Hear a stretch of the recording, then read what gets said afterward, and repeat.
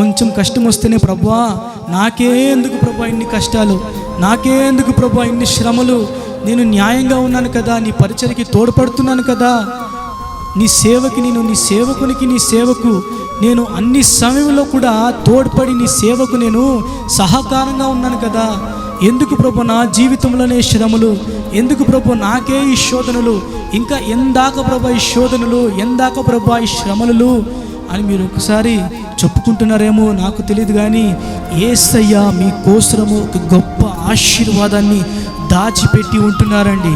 తగిన సమయమందు దాన్ని మీరు చూస్తారు. మీ నిందకు ప్రతిగా పూదండను నా ప్రభు మీకు అనుగ్రహించునుగాక.